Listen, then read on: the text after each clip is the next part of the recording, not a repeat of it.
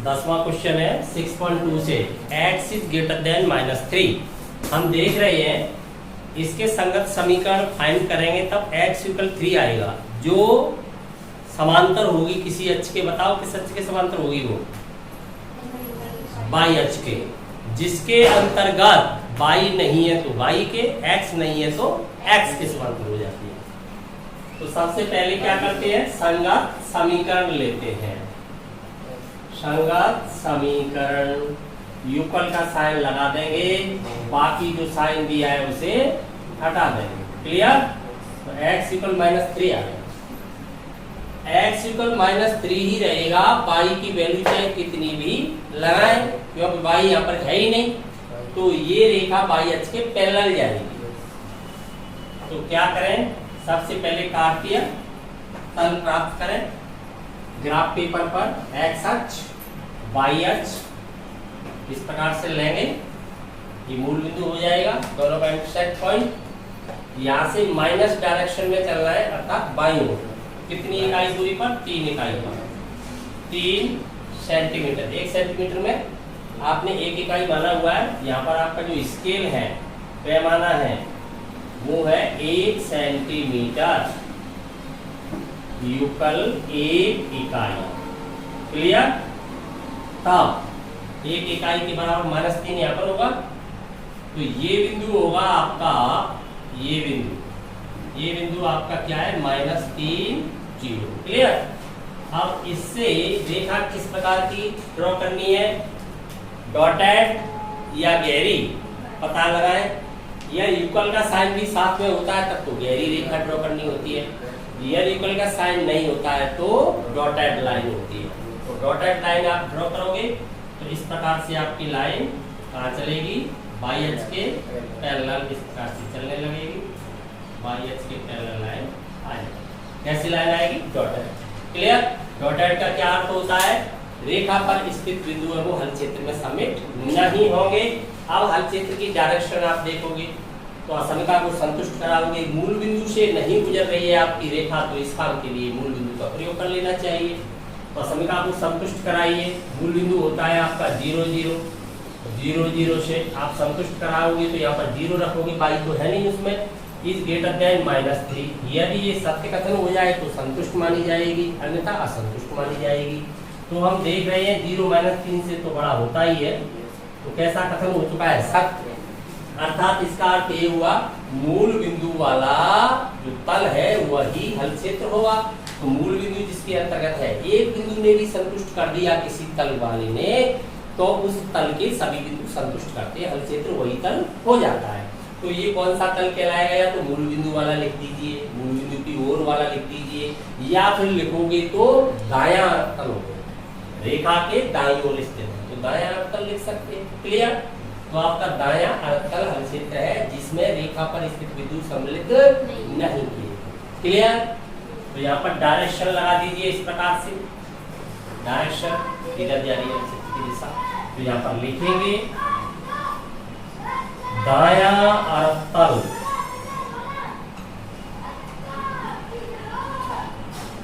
क्या है? हल क्षेत्र है। क्लियर? तो ये आपका हल क्षेत्र आ गया। कोई शक?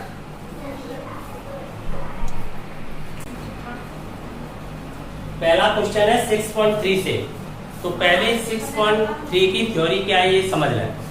अभी तक हमने एक असमिका का आरेख खींचा है, अब असमिका निकाय का आरेख खींचेंगे। निकाय से तात्पर्य क्या है? सिस्टम से क्या मतलब है? सिस्टम से मतलब है एक से अधिक असमिकाएं हमें एक साथ दे दी जाएंगी, एक से अधिक कितनी भी हो सकती है। तब उनका उभयनिष्ठ हल क्षेत्र देखा जाएगा, अर्थात वह क्षेत्र देखा जाएगा जिसके अंतर्गत सभी असमिकाओं को सत्य कथन बना दे वह बिंदु उपस्थित होने चाहिए। क्लियर? तो एक साथ उभयनिष्ठ हल क्षेत्र ही उनका क्या कहलाएगा? सॉल्यूशन रीजन हल क्षेत्र, सुसंगत हल क्षेत्र कहलाएगा। देखिए सबसे पहले संगत समीकरण लेते हैं।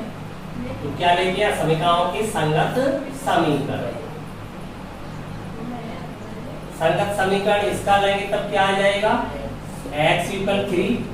दूसरी वाली का क्या आ जाएगा? y equal 2। क्लियर? दोनों ही अक्षों की समांतर रेखाएं हैं।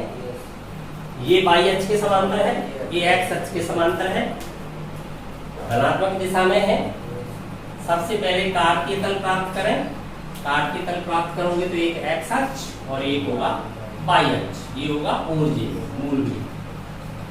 ठीक, ग्राफ पेपर पर आपको खाने मिलेंगे वहां पर। तो यहाँ पर मान लेता हूं मैं 1 2 3 इस प्रकार से चल रहे हैं। पॉजिटिव में वाई पर 1, वाई पर दूसरा बिंदु 2 3।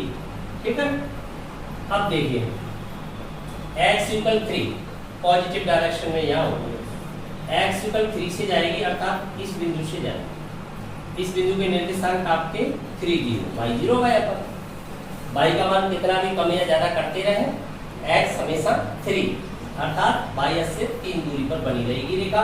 अब कैसी ड्रॉ करनी है, दोनों ही गहरे इक्वल साइन वाली है। तो आपके पास तो स्केल होगा, स्केल रखोगे सीधी ड्रॉ कर दोगे।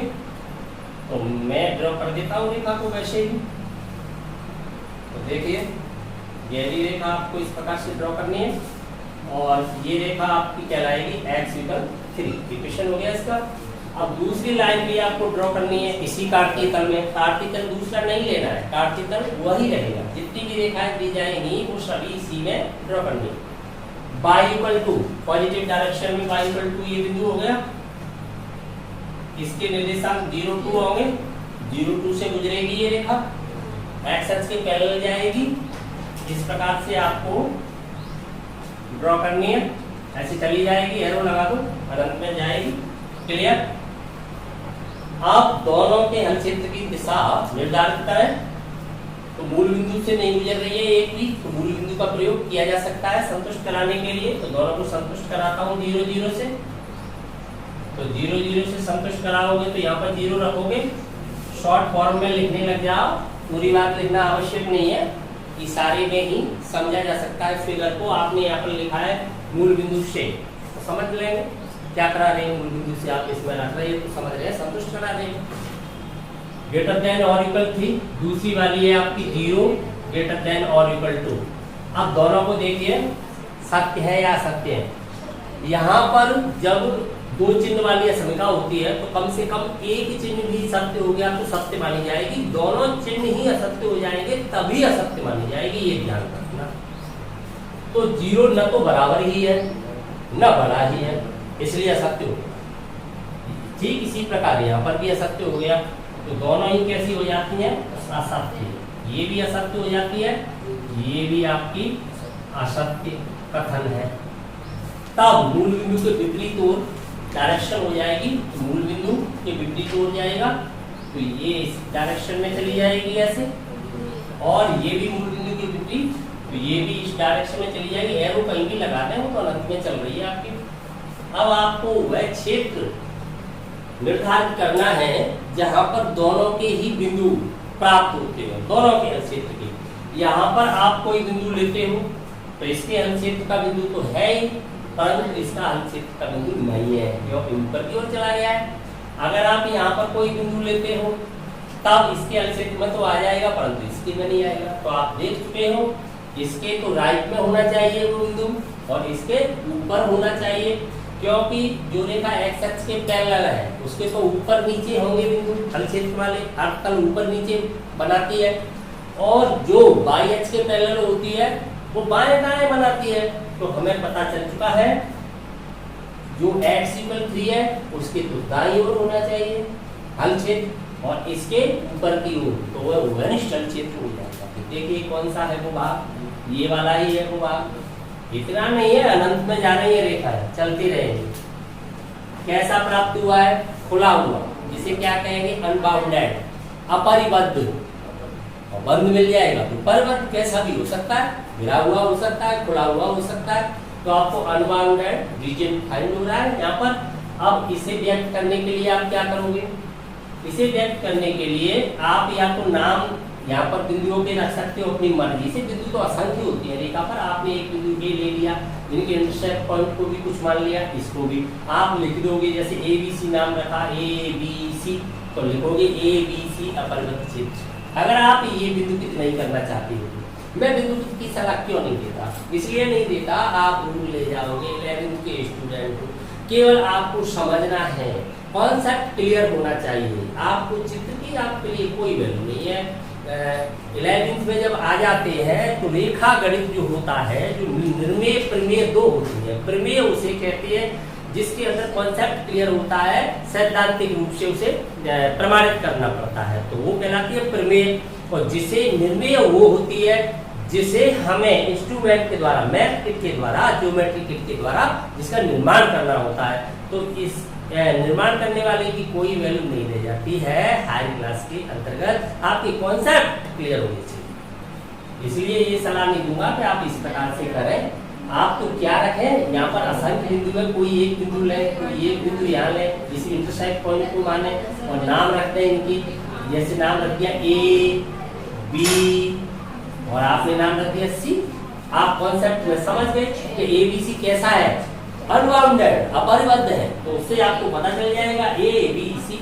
इस प्रकार से चलो, क्लियर होगी बात आपकी। तो यहाँ पर हम लिखेंगे अपरिबद्ध कैसा है, अपरिबद्ध। अपरिबद्ध क्या चीज है, क्षेत्र ए बी सी। आपको एक भ्रम उत्पन्न हो सकता है, आपने 3 बिंदु से त्रिभुज को पढ़ रखा है, पहले से जानकारी में है। ऐसा कुछ भी नहीं है कि 3 बिंदु से त्रिभुज होता है। 3 बिंदु से त्रिभुज तभी होता है जब वो बंद आकृति हो, 3 रेखा खंडों से घिरी हुई बंद आकृति होती है, तभी उसे त्रिभुज कहेंगे। खुली आकृति है, त्रिभुज नहीं होगा। समझ गए ना? ये आवश्यक नहीं है कि 3 बिंदु त्रिभुज ही बना रहे, कोई गारंटी नहीं। क्लियर? तो अपरिबद्ध क्षेत्र ABC किसे व्यक्त कर रहा है, हल क्षेत्र को व्यक्त करता है। कौन सा हल क्षेत्र होगा, सुसंगत, एक साथ मिला हुआ है। अभीष्ट कह सकते हो आप, जो आप प्राप्त करना चाहते थे। वयनिष्ठ कह सकते हो, वयनिष्ठ, वयनिष्ठ हल क्षेत्र को व्यक्त करता है। कभी भी रटा हुआ माल अपने पास मत रखो। रटा हुआ तभी होगा जब आप किसी का अनुसरण करते जा रहे हो, अपने विचारों को दबा रखा है आपने, अपने विचार बिल्कुल आ ही नहीं रहे हैं। हमारी भाषा, हमारी कलम, हम चाहे जैसे लिखें, हम, लेकिन मतलब वही निकलना चाहिए जो वहां पर है। समझ गए ना? ये आवश्यक नहीं है कि जिस प्रकार से किताब में भाषा दी है हम उसी का प्रयोग करें, कदापि नहीं। लेकिन मीन्स नहीं बदलना चाहिए, उसका अर्थ नहीं बदलना चाहिए। हम शब्दों को तोड़ मरोड़ कर प्रयोग कर सकते हैं। हम ये क्लियर करना चाहते हैं कि जिससे क्षेत्र का निर्धारण हो जाए, यहाँ पर देखने से पता लग जाए किस क्षेत्र की ओर इशारा किया गया है। क्लियर? क्षेत्र को व्यक्त करता है। अपरिबद्ध क्षेत्र ABC वयनिष्ठ हल क्षेत्र को व्यक्त करता है। तो यहाँ से सीधा देख लिया जाएगा, आपने कह भी दिया है परिबद्ध है, इसलिए त्रिभुज की तो संभावना ही नहीं है। क्लियर बात समझ में? अब समस्या ये रह जाती है कि रेखाओं पर जो बिंदु स्थित है वो कहाँ होंगे। तो रेखा तो इधर भी जा रही है, रेखा तो इधर भी जा रही है। अगर हमने ये लिख दिया रेखाओं पर स्थित बिंदु भी इसमें सम्मिलित है, तो ये भी सम्मिलित मान लिए जाएंगे। तो इस कंफ्यूजन को दूर करने के लिए हमें क्या लिखना पड़ेगा, हमें लिखना पड़ेगा बिंदु B से C की ओर, ये लिखना पड़ेगा किरण। किरण बन चुकी ना, B से आगे ही तो मिलेगा, तो ये किरण बन चुकी। एक बिंदु पर जब स्थिर कर देती है रेखा को, एक और स्थिर कर दो आप, एक और असीमित लंबाई में चलती रहे तो वो किरण बन जाती है। तो हमें ये क्लियर करना पड़ेगा किरण BC एवं किरण BA। ए भी नहीं कह सकते, ए भी कहेंगे तब ए स्थिर हो जाएगा। प्रारंभिक बिंदु को पहले यूज किया जाता है, अंतिम बिंदु की ओर चलती है किरण। समझ गए ना? तो ए भी किरण कहना, तब तो प्रारंभिक बिंदु ए हो जाएगा, ए से असीमित लंबाई में बी की ओर चली जाएगी। बी ए किरण कहना अलग बात है, दोनों को समझ लेना। तो यहाँ पर ए बी किरण मत कह देना, नहीं तो ऐसे चली जाएगी लाइन। आपको किरण बी ए एवं किरण बी सी पर स्थित बिंदु भी हल क्षेत्र में इंक्लूड है। कन्फर्म? कोई डाउट? तो आपको यहाँ पर साथ में लिखना पड़ेगा तथा किरण रे की बात कर रहा हूं, किसी बच्ची का नाम नहीं है किरण, मैं रे की बात कर रहा हूं, किरण की बात कर रहा हूं, रे। ठीक है? किरण BA एवं, मैंने हिंदी में यह लिख रखा है किरण, मैं चाहता तो इस पे ऐसे लगा देता वेक्टर जैसा चिन्ह। अभी आप वेक्टर से परिचित नहीं हो, जब वेक्टर से परिचित हो जाओगे तब जानने लगोगे कि सदिश का चिन्ह क्या होता है। किरण सदिश बन जाएगी, निश्चित दिशा में जाती है, सदिश का काम करेगी। एवं किरण कौन सी हो गई है, BC पर, अब चिन्ह नहीं लगाओगे क्योंकि मैंने हिंदी में लिख रखा है, यहाँ पर भाषा में लिख रखा है, नहीं लिखता तो डायरेक्शन लगा देते हैं तीर का चिन्ह। पर स्थित बिंदु भी कहां पर सम्मिलित है, सुसंगत हल क्षेत्र में, हल क्षेत्र में सम्मिलित है। क्लियर? किसी प्रकार का कोई डाउट नहीं होना चाहिए, आपने जैसी भाषा बन रही है उसी भाषा का प्रयोग करना चाहिए, कभी भी रटा हुआ यूज मत करो। गणित की अंतर्गत केवल कॉन्सेप्ट आपके क्लियर होनी चाहिए, ऐसा कोई शब्द जो आपके मुंह से निकल जाए उसका मतलब जानते नहीं हो, समझ लो गणित की यही सबसे बड़ी कमजोरी है। आपने जहर का यूज वही किया है।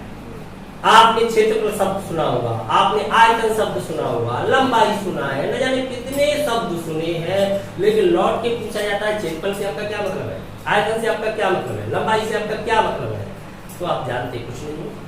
साइन थीटा से लेकर के कोसेक थीटा तक 6 त्रिकोणों के अनुपात आप याद करके चले आए, लाल बटे का याद करके चले आए, 10 तक आप जितनी भी डिक्शनरी लेके आ गए हो, लेकिन मीन्स किसी का नहीं जानते हो।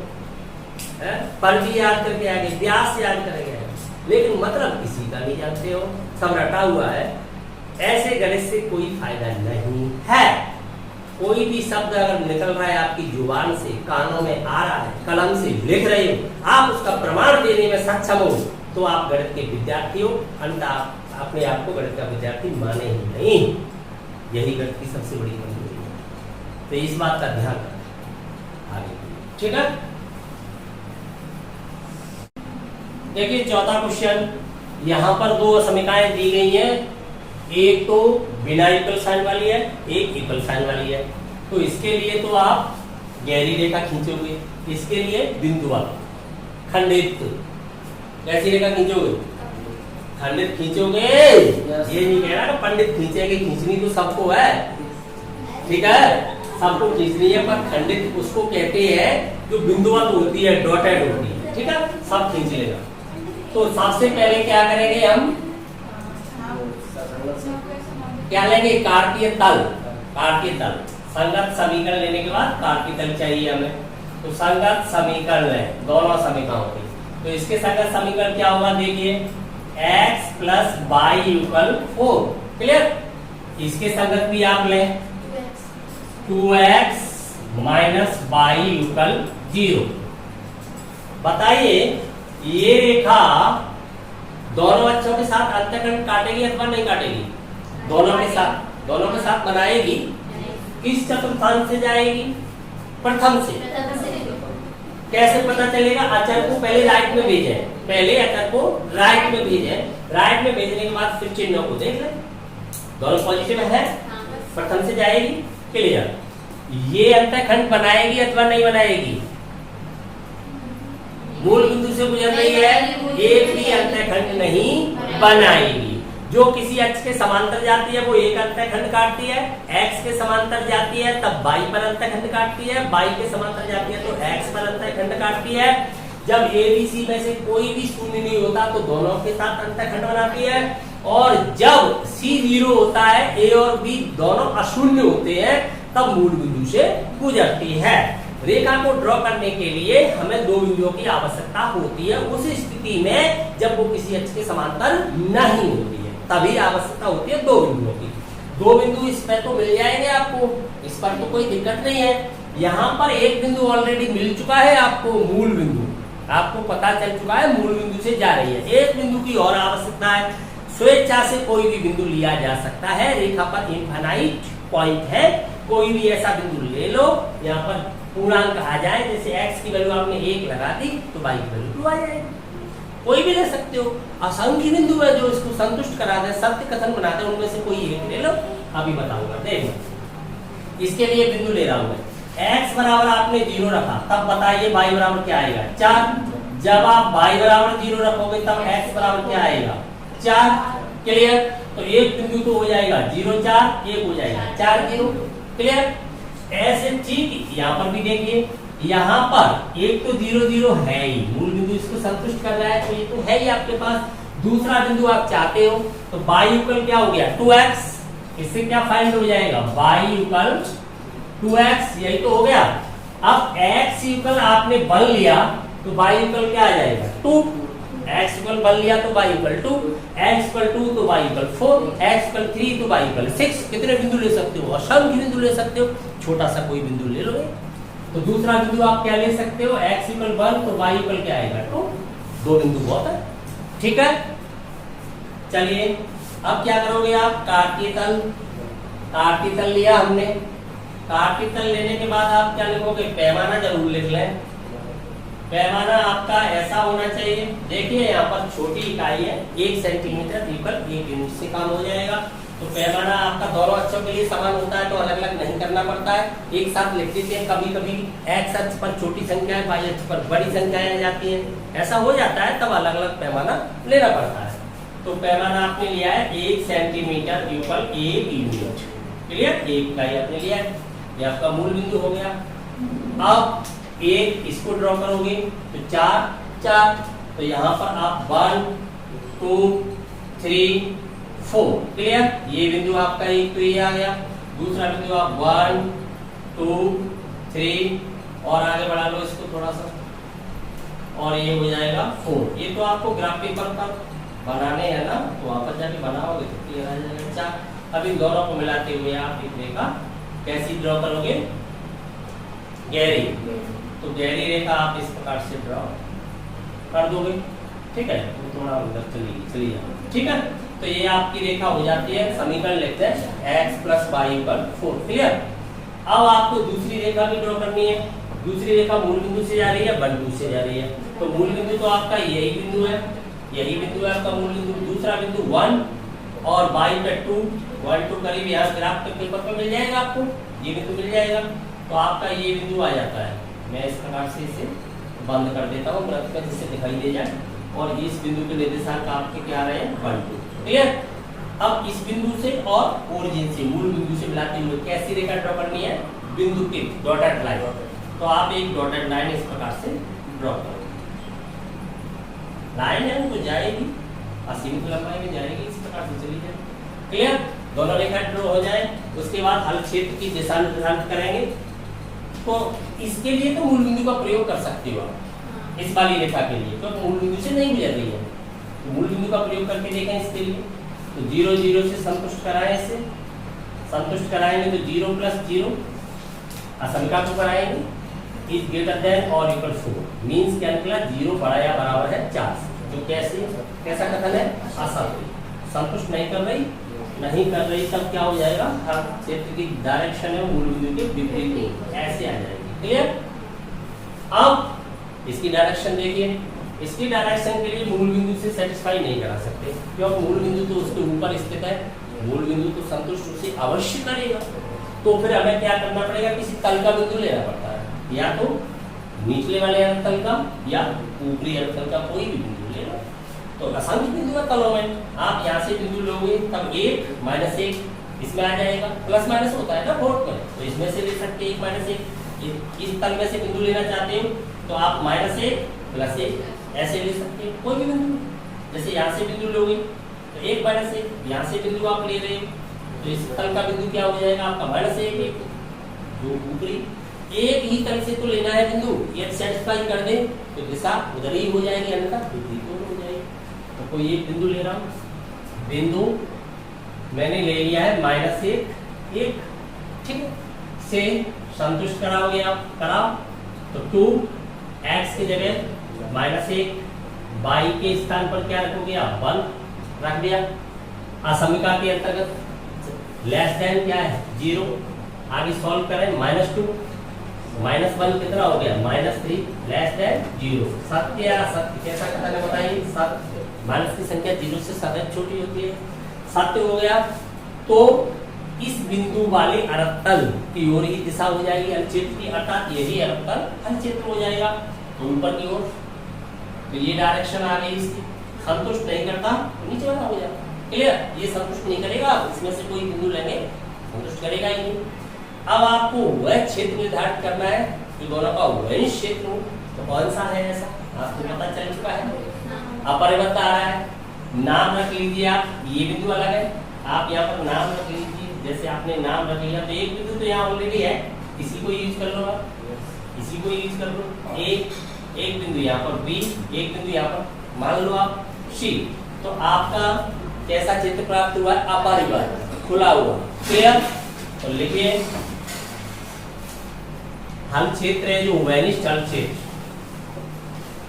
उभयनिष्ठ हल क्षेत्र कौन सा है? आपने नाम रखा है एबीसी, अपरिवर्त है ना, एबीसी कैसा है? अपरिवर्त। ठीक है, अपरिवर्त। अब यह ध्यान देंगे जिसके अंतर्गत किरण बीए पर स्थित बिंदु तो इंक्लूड है परंतु बीसी वाले नहीं है। क्लियर बात समझ में आ गई? बीसी वाले इंक्लूड नहीं है क्योंकि बीसी किरण कैसी है? यहाँ पर डॉटेड खंडित है, और ये कैसी है? बीए वाली गहरी, तो गहरी वाले होंगे। तो लिखिए अपरिवर्त है जिसमें किरण बीए पर स्थित बिंदु सम्मिलित है, स्थित बिंदु सम्मिलित है। अब ये कहना जरूरी नहीं है कि किरण बीसी वाले नहीं है, जब हमने नहीं बताया तो वो नहीं हो, जितना हमने बताया उतना ही है। क्लियर हो गई बात? समझ में आ गया?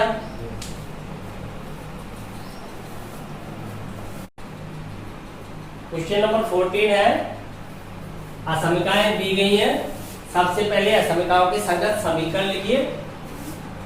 संगत समीकरण देखिए क्या प्राप्त होंगे? 3x + 2y = 150, ये हो जाएगा आपका x + 4y = 80, ये फाइनल होगा x = 15, y = 0 and x = 0।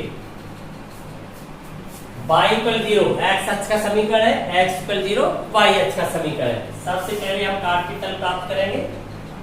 y ये हो गया x = 0, ये आपको फाइंड हुआ y = 0। ये समीकरण होता है y = 0 x अक्ष का, ये समीकरण आपका x = 0 होता है y अक्ष का। क्लियर? ये दोनों ड्रॉ हो गई।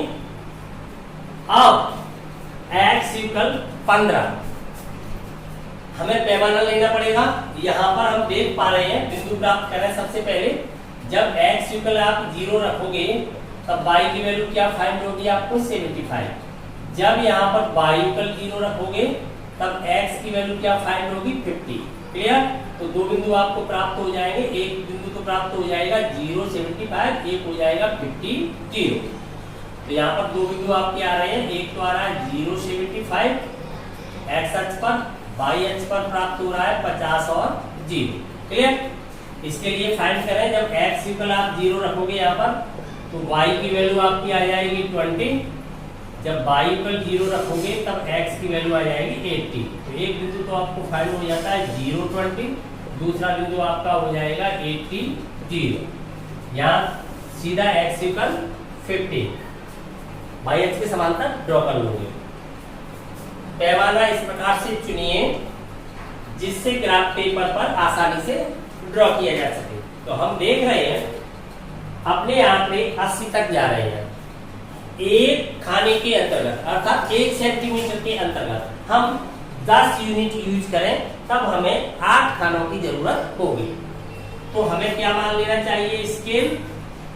स्केल लेना चाहिए 1 सेंटीमीटर = 1 यूनिट। क्लियर? 1 यूनिट नहीं 10 यूनिट।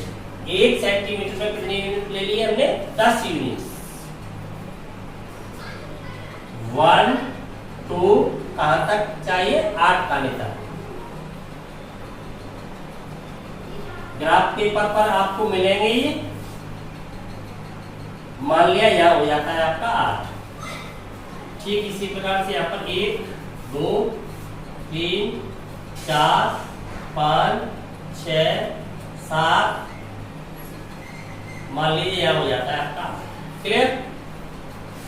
यहाँ कैसे भी मान सकते हो, कच्चा चित्र है आपका। अब देखिए हमें ये ड्रॉ करनी है, तब एक बिंदु है 0 75, x 0 है, y पर 75 कहाँ मिलेगा? 7 और 8 के मध्य में ये बिंदु मिलेगा। इसके निर्देशांक हो जाएंगे आपके 0 75। क्लियर? दूसरा बिंदु है 50 0, तो यहाँ पर मिलेगा आपको, इस बिंदु के निर्देशांक हो जाएंगे 50 0। इन दोनों को मिलाते हुए सभी रेखाएं आपकी गहरी खींचनी है, सभी इक्वल साइन वाली हैं। तो ये रेखा आप ड्रॉ कर दोगे इस प्रकार से। रेखा लिख दीजिए, कौन सी है ये आपकी रेखा? x = 0, ये वाली रेखा है आपकी ये 3x + 2y = 150। दूसरी रेखा है आपकी 0 20 कहाँ पे होगा? 1 सेंटीमीटर में आपने 10 यूनिट यूज किया है, अर्थात 1 पे आओगे तब 10, 2 पे आओगे तब कितना हो जाएगा? 20।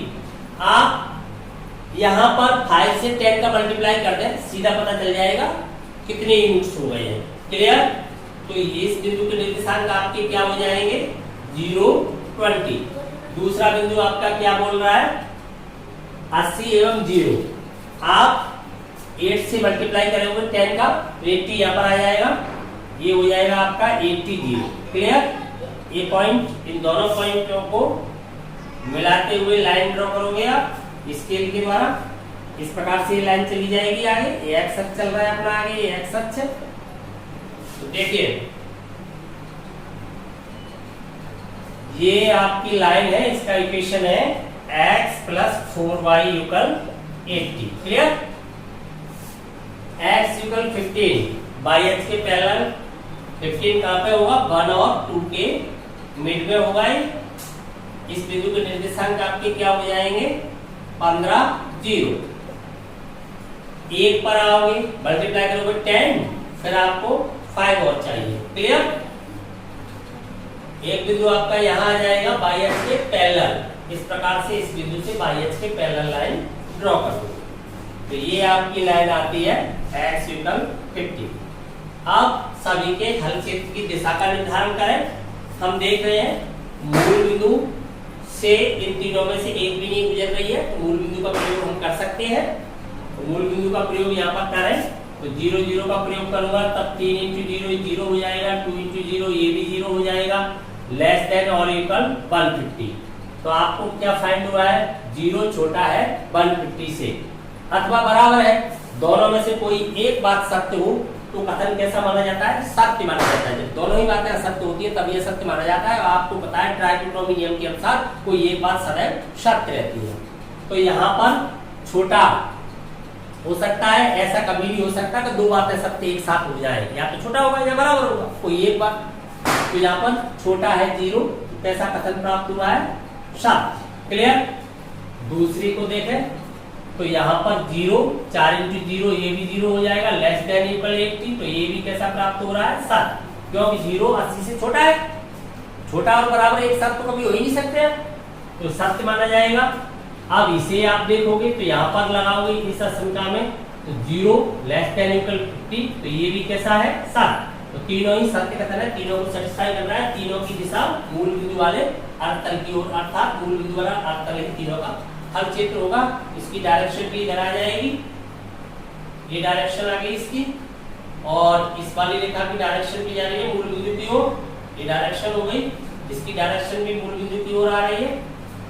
यहाँ पर ध्यान देंगे, अब ये ऋणात्मक प्रतिबंध लगे हुए हैं, अर्थात x की वैल्यू 0 अथवा 0 से बड़ी यहाँ पर सेटिस्फाई नहीं कर रहा है मूल बिंदु, अर्थात मूल बिंदु संतुष्ट करेगा बराबर से, अर्थात मूल बिंदु वाले जो मूल बिंदु भी इनमें सबमिट है हर क्षेत्र के साथ, क्योंकि मूल बिंदु से तो गुजर ही रहे हैं, x और y अक्ष दोनों ही मूल बिंदु से गुजरते हैं। तब मूल बिंदु अथवा उससे बड़ा, 0 अथवा 0 से बड़ा, तो डायरेक्शन किधर जाएगी आपकी?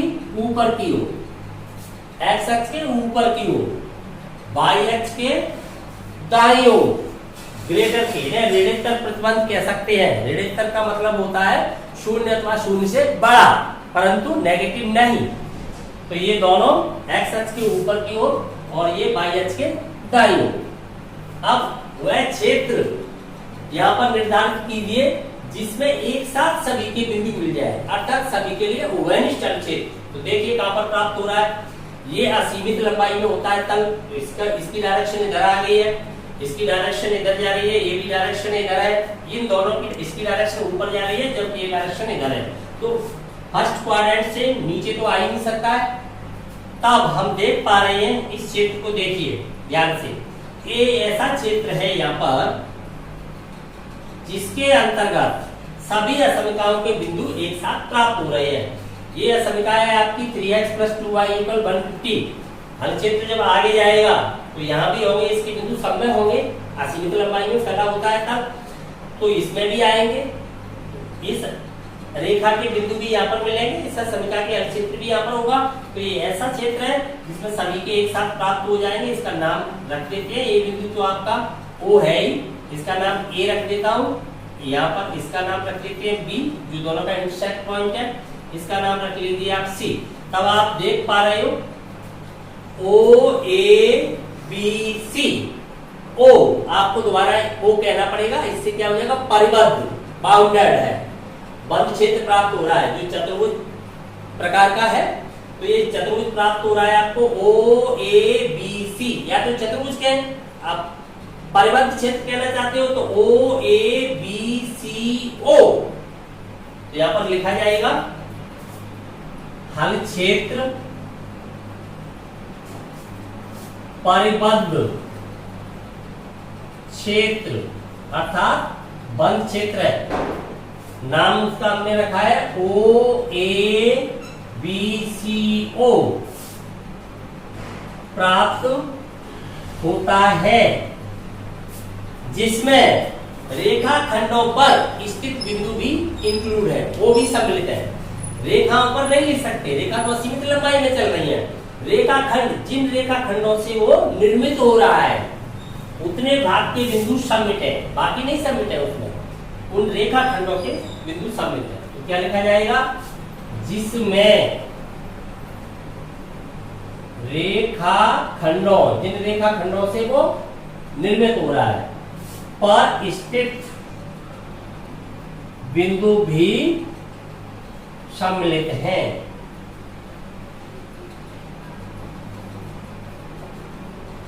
समझ में आ गया, क्लियर, कोई डाउट नहीं है। एक बार फिर ध्यान दीजिए, सबसे पहला काम है संगत समीकरण लिखना। पैमाना यहाँ पर बिंदुओं की स्थिति द्वारा निर्धारित किया जाएगा। बिंदुओं की स्थिति कैसी प्राप्त हो रही है, बिंदु बहुत ही बड़े आंकड़े अपने बड़े आ रहे हैं तो हमें 1 सेंटीमीटर में 10 यूनिट लेना पड़ा। अगर हम 1 सेंटीमीटर में 5 यूनिट लेते तब हमें कहां तक जाना पड़ता, 16 × 5 = 80, 16 खाने की जरूरत पड़ती। तो हमने क्या ले लिए 10, तो 80 कितने खाने में आ जाएंगे, 8 खाने के अंतर्गत आ जाएंगे।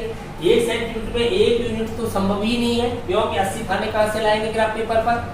समझ में आ गई पूरी स्थिति, क्लियर, कोई शक। नेक्स्ट क्लास के अंतर्गत अगला चैप्टर है आपका परम्यूटेशंस एंड कॉम्बिनेशंस, क्रमचय एवं संचय। उसका डेरिवेशन कराया जाएगा, उसे अच्छी प्रकार से समझाया जाएगा। तो जुड़े रहिए महत्वपूर्ण पॉइंट के साथ। मिलते हैं नेक्स्ट क्लास में।